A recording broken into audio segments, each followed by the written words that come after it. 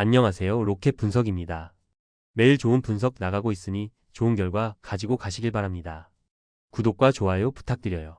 첫 번째 경기 우디네세 대 US 레체 시작해 보겠습니다. 우디네세는 이번 시즌 중하위권에 머물러 있지만 경기 내용 자체는 나쁘지 않다. 홈에서는 적극적인 전방 압박과 빠른 측면 전환으로 상대를 흔들어 놓는 장면이 자주 나온다. 특히 중원에서의 전개를 책임지는 루카스 사마르지치의 패스와 시야는 팀의 공격 템포를 결정짓는 핵심이다. 측면 풀백들의 오버래핑도 활발하며 중앙에서는 피지컬을 앞세운 볼 경합 능력으로 경기 주도권을 잡는 편이다. 다만 수비진의 조직력이 여전히 불안하고 실점의 절반 이상이 세트피스에서 나오고 있다는 점은 개선이 필요하다. 레체는 철저히 실리적인 축구를 추구한다. 라인을 낮추고 수비 블록을 단단히 형성한 뒤 탈압박 한 번으로 빠르게 전환하는 것이 전형적인 공격 루트다. 최근엔 공격 전개가 다소 답답하지만 중원에서의 압박 강도와 협동 수비는 여전히 수준급이다.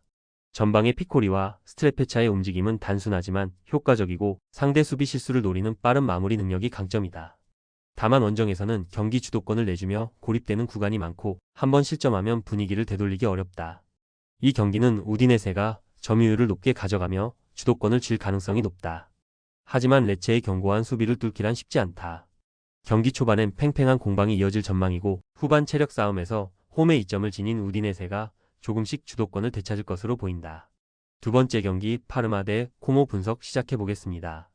파르마는 올 시즌 가장 인상적인 팀 중 하나다. 공격 전개는 빠르고 유기적이며 특히 중원에서의 패스 템포와 이선의 침투가 날카롭다. 감독 파비오 페치아의 전술 철학이 잘 녹아 있으며 선수 개개인의 기량도 안정적이다. 젊은 미드필더 코비치와 베르나바의 활동량은 파르마의 엔진 역할을 하고 있고 전방에서는 경험 많은 데니스만이 결정력을 책임진다. 수비에서도 라인 간격을 일정하게 유지하며 압박 전환이 빠르다.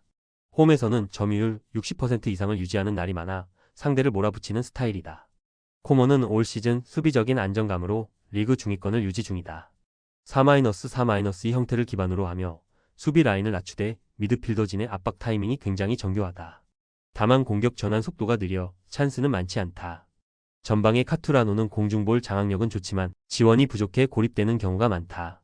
코모는 이 약점을 보완하기 위해 세트피스 훈련을 집중적으로 강화했고 최근 몇 경기에서 코너킥으로 득점을 만들어냈다. 파르마가 홈에서 주도권을 쥐고 경기를 끌어갈 것이며 코모는 라인을 낮추고 역습에 집중할 것이다. 결국 한 방의 차이가 승부를 가를 가능성이 크다. 공격 템포, 전환 속도, 결정력 모두 파르마가 한 수위다.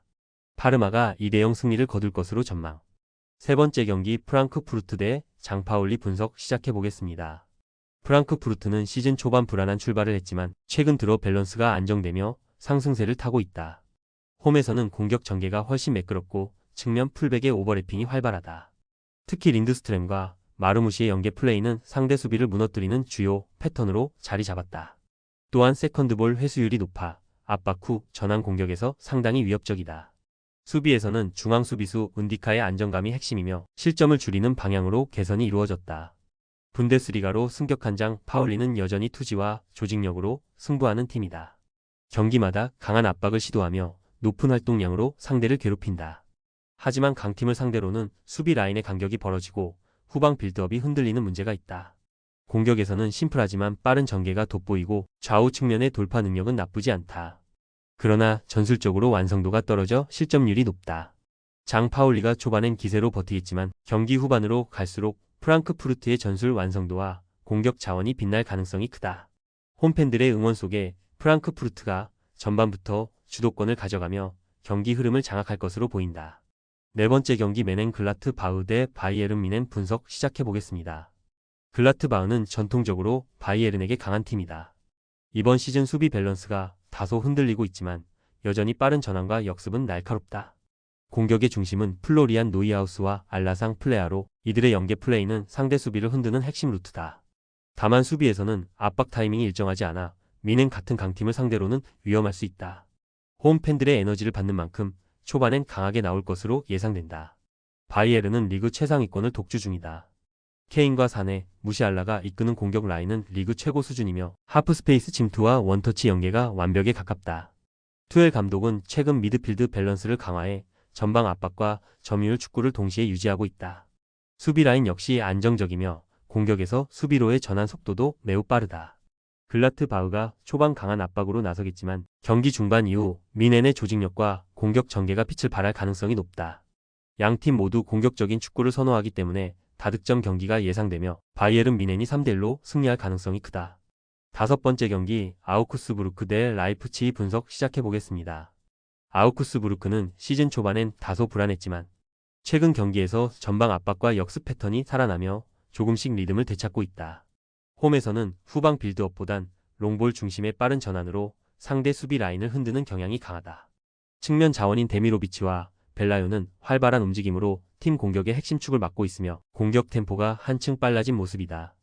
다만 수비 전환 속도가 여전히 느리고 하프라인 근처에서의 패스 미스가 잦아 상위권 팀을 상대로는 불안 요소로 작용한다. 라이프치히는 유럽 대항전과 리그를 병행하면서도 안정적인 경기력을 유지 중이다. 다재다능한 미드필더 단이 올모와 공격의 핵심 셰슈코, 오펜다의 연계가 점점 완성도를 높이고 있다. 수비 라인 역시 실책이 줄어들었고 측면 수비수의 오버래핑 타이밍이 정교해졌다.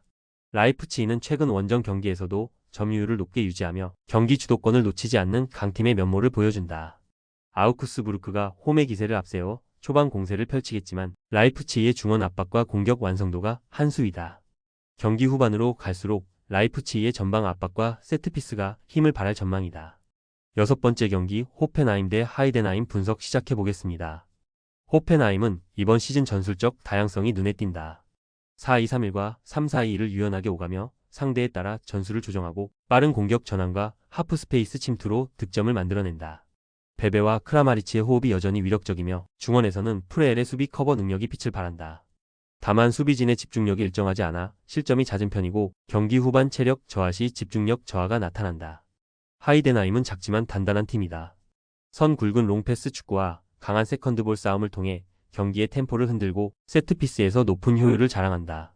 공격의 중심은 클라인딘스트로 제공권과 연계 플레이 모두 뛰어나며 팀 전술의 핵심이다.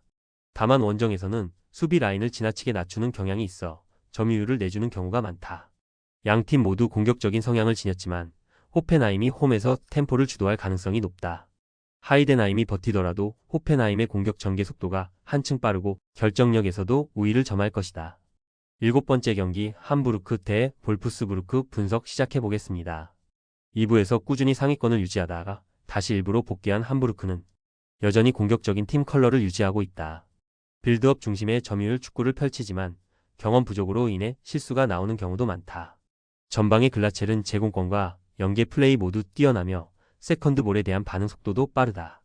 홈에서는 초반부터 라인을 올리며 공격적인 압박을 시도하지만 후반부 체력 저하와 수비 라인의 느린 복귀가 약점이다. 볼프스부르크는 최근 경기에서 완성도가 점점 높아지고 있다. 마테우스 사라비아를 중심으로 한 중원 전개가 매끄럽고 좌우 측면의 속도전은 리그 상위권 수준이다. 또한 수비 전환 속도도 빨라지면서 전통적인 피지컬 팀의 색채를 유지하면서도 전술적으로 세련된 팀으로 발전 중이다. 원정에서는 수비적으로 출발해도 찬스가 생기면 결정력을 보여줄 수 있는 팀이다. 함부르크가 홈의 분위기 속에서 초반 강하게 몰아붙이겠지만 볼프스부르크의 조직력과 안정된 수비가 쉽게 무너지지 않을 것이다.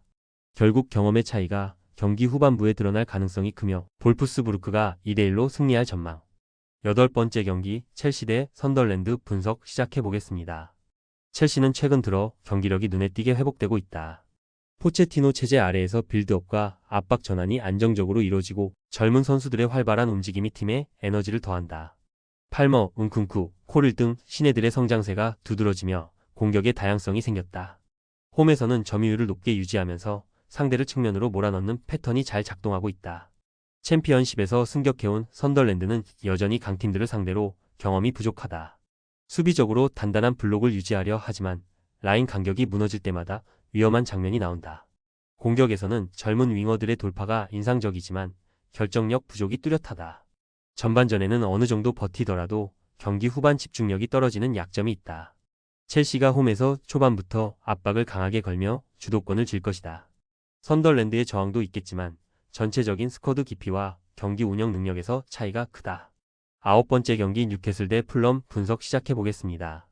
뉴캐슬은 이번 시즌 유럽 대항전 병행 속에서도 리그에서 꾸준히 좋은 흐름을 유지하고 있다. 하이프레싱과 빠른 전환은 여전히 강력하며 이사크와 고든, 브루노 기마랑이스를 중심으로 한 공격 전개는 리그 상위권 수준이다. 홈에서는 압도적인 에너지와 속도로 상대를 몰아붙이는 경향이 강하며 세트피스 득점도 늘었다. 다만 경기 후반부 체력 소모로 인해 수비 집중력이 다소 떨어지는 구간이 있다. 풀럼은 점유율을 유지하려 하지만 상대 압박이 강한 팀을 만나면 후방 빌드업이 쉽게 흔들린다. 미트로비치가 떠난 이후 공격의 무게감이 줄었고 득점 루트가 다양하지 않다. 그래도 중원에서의 패스 템포와 전환 속도는 나쁘지 않아 빠르게 공격 전개에 나서면 위협적인 장면을 만들 수 있다. 뉴캐슬이 홈에서 압박으로 경기 초반부터 템포를 장악할 가능성이 높다. 풀럼이 점유율을 유지하려 애쓰겠지만 뉴캐슬의 전방 압박과 공간 장악력 앞에서는 힘든 싸움이 될 것이다.